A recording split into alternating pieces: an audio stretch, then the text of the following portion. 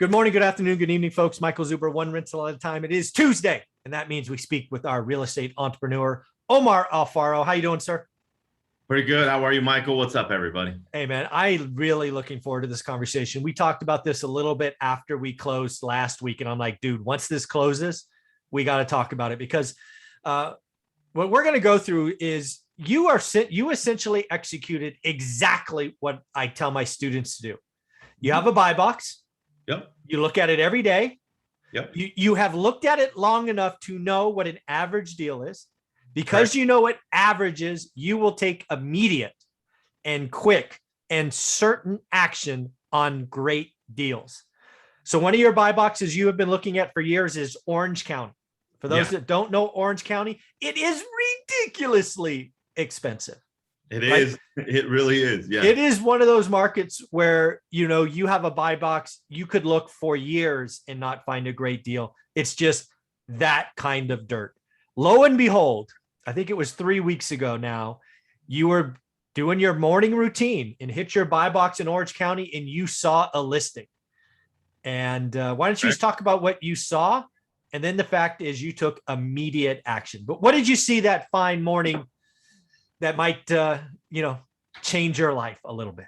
For sure. But let's get some context with it before the buy box, before that happened. So we in the real estate industry, we have clients that we put on automatic drip campaigns, automatic this, even if it's Zillow, it's at realtor.com, it doesn't matter. You put what their parameters are, and you as a consumer put yourself as, what your parameters are if you're looking in a specific area.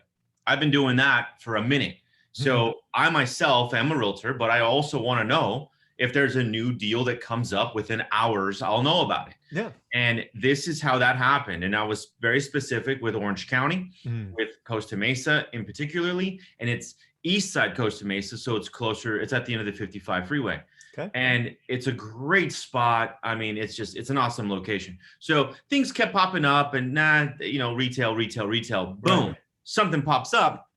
I saw it and I'm like, oh, this is interesting. Yeah. Okay. And I started looking through investor special, blah, blah, blah. And I'm like, okay, why is it on the market? Well, I'm not going to call and ask why. I'm just going to say, okay, represent me. Yeah. So I called up. Yeah. And mind you, this is 2 homes and I didn't really know. Okay. This is the other thing. I didn't really know the intricacy of the back unit. I thought it was maybe an ADU. I thought it was, maybe a little house hack, like a garage conversion. Yeah. You just don't know. So I'm just like, okay. They were asking 1.4 and I'm like, nah, I'm going to go 1.2 just because that's how I am. Right. Right. Of course. The deal. Yeah. And they said no, or the guy, and remember, I'm a broker, so I could represent myself. I said, no way. Going that guy. I went straight to the listing agent and I said, do whatever you got to do, represent me. This is within 2 hours or 3 hours of it being on the market. Okay. Immediate. He sent me over the contract, sent over the proof of funds, locked it up, literally locked it up within a day. Okay. And not even back and forth, just verbal. Okay, let's get it done. 1.35. As a matter of fact, no, and I haven't said this to anyone, but the hard money lender that the owner refinanced with, he took some money out of his property because he bought it for like 150,000 or something, some ridiculous number. Decades ago. The hard money lender wanted to buy it. Of course, right? Because the debt's already there. You just transfer it over, done. I slipped in, got it under contract, and I gave him his 1.4. Okay. I'm like, you know what? Forget it. Let's just do it. It's $100,000. I can go make that tomorrow on another flip or something, right? Right. So I was like, okay, let's do it. 1.4. Got locked up. Okay. It was a little bumpy, but what this will teach you is that even if you're the consumer, put yourself in that buy box, have stuff get sent to you, and then you might get a deal like this. And then I'll go into it. Picked it up for 1.4, closed it a little while ago. Yeah. But the best part was you can't negotiate anything with anyone unless you have the fish on the hook. Right. Okay. So unless you have the fish on the hook and you can see it, then you can negotiate what you want to do with it. Throw it back in the water, keep it, fillet it, do whatever you got to do. Okay. And in this case, I'm like, you know what? This agent hooked it up. I'm going to take care of this agent. Mm-hmm. I'm gonna say, hey, listen, get me a meeting with the seller. You know, what's going on? When's he gonna leave? The brother was in the front unit. Mm. We had to evict him. Oh, They evicted him, not me. okay. Okay. The owner lived in the back unit that's literally not really livable. Okay. Mm. It's not fixed up. It's a diamond in the rough. Right. So all this was like, hey, what the heck's going on? Went to the city. Long story short, all plans are approved. 2 units, 1 main house, 3 bedroom, 1.5 baths. The back house, 2 bedrooms, 2 baths with a loft and a detached 2-car garage. Oh, Its own meters. So right. it's not an ADU. It's 2 homes on a lot. Okay. And Nice. awesome. We go through the process. You know, I close on it. Mm-hmm. But before I close, I gave the seller an option. I said, would you like to rent out the front unit to give you some time? Yeah. I like that. This is through the agent. He said, yes. I said, okay, $3,000 a month, right? Three times 12 is that $36,000? Yep. Right. $36,000 in rent from his proceeds. We're going to get paid to me. One more thing. I'm like, well, what are you going to do with all the money that you just made when you can only write off $250,000 Right. as your primary residence of tax-free money? Yeah. So how are you going to recoup some of that capital or long-term capital gains taxes? Mm-hmm. He's like, I don't know. Tell me. I love So it. I literally, this last Monday, we went down there the Monday before. So I don't know, this was 2 weeks ago, exactly. Mhm. 2 weeks ago from yesterday. Went down there, talked to him, explained the detail. Long story short, he and I ended up negotiating something with him on his money that he received. He gave me a loan for $250,000 at 4.5%. Nice. And plus the money that he was going to give me for the rent paid up front from his proceeds. Yeah. So initially, you know, the house didn't cost me anything to buy.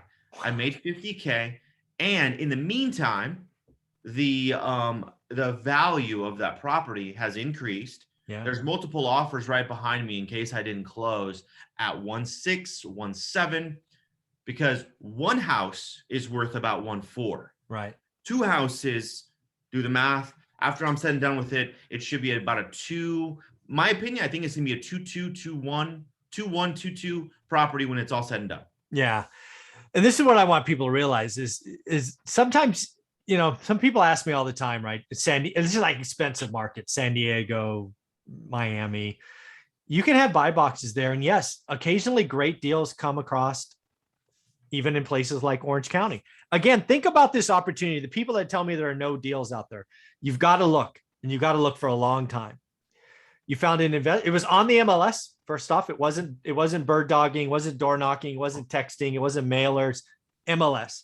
You saw it in the morning, you took immediate action, you gave it to that listing agent, wrote up the offer, you did verbal back and forth, you locked it up. Because now it's on the hook, it's yours. You have a contract. Mm-hmm. You take the time to inspect. You see that it's really a house, even though it's in bad shape. It's an approved house with its own meters by the city. Good sign. Then you realize that the owner who's in the back house needs a place to live. So you give him a year in the front, take the money out of proceeds. Then you talk to him about taxes. What are you going to do with all that? Why don't you take a note? There's just so many things to love in this. It's all a part of the course. It's what I teach, what I talk about. I love the fact that my experts do the same things. There's nothing that you did that a student of mine who finishes the course couldn't do. Would you agree with that? Correct. It's 100%. It's all there. It's all there, but you got to pay attention. You got to do the work, man. You got to do the work. If you did, like for example, it bothers me that people fight me on this. If you were to only look one day a week, you would have never saw that deal. Nope. It'd have been gone. Gone. Somebody else would have came up and I would have been like, damn, that would have been a good deal. Yeah. Oh my God. 2 houses in one lot. Orange County doesn't have those, blah, blah, blah. Darn it. I should have looked. No, you looked, you took action, you locked it up in 24 hours. That's how you get it done. And then you do the inspection, right? You were to go do the inspection and realize that the back unit was a carport with some slapped up plywood. It's not permitted. You just said, oh, I'm out. Not good. Done. Right. So, I mean, I love everything about it.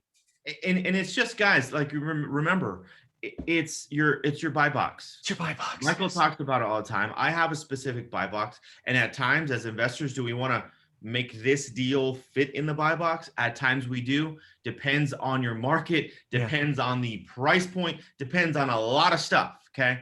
Yeah. And worst case scenario, could you rent it out? Sure. Would you be positive cash flow? I'm not talking about this transaction, but just in general, if it's not in the buy box. Yeah. But why don't you guys make that your goal, is to put yourself out there on what you want, and then because you can't be scouring the MLS. You think I was scouring the MLS? No, it popped up on my phone because I set it up a long time ago. Exactly. You had us. Oh, this is so awesome. Again, Omar, you're amazing. Everything that you just did is what is in the course. And then we added the seller financing and talking as an accountant, and it's all there. It's completely repeatable if people do the work. It is, but you put yourself out there, and you won't know unless you ask. He could have said no. And what's crazy, this is the other thing. Let me share with you really quick. I gave him 3 options. Of course. Okay. I wrote out the note and deed of trust for 150, 200, and 250. Did I start at 100? No. I went to the 250 and said, I will make you money, 4.5%. I'll prepay it for a year, so I have no payment. Mm-hmm. And it comes off of the $36,000 that he was going to pay me for the year. So it's a wash. That's awesome. It's like, it's beautiful. It's beautiful. Amazing stuff. Well, thank you for this. This is a lot of fun. If anybody wanted to join your firm, be a part of your organization in the high desert, or just want to follow a great guy, how do you want them to do that? Guys, follow me on IG, Omar_Alfaro, and I will do my best to get back to you at that on that platform. Very cool, folks. And just so you know, the next 2 episodes, we are going to talk about some of Omar's posts, because I watch, I listen, and I follow. So we'll talk about those next. Thanks, buddy. Cool. You're welcome. Thanks, guys.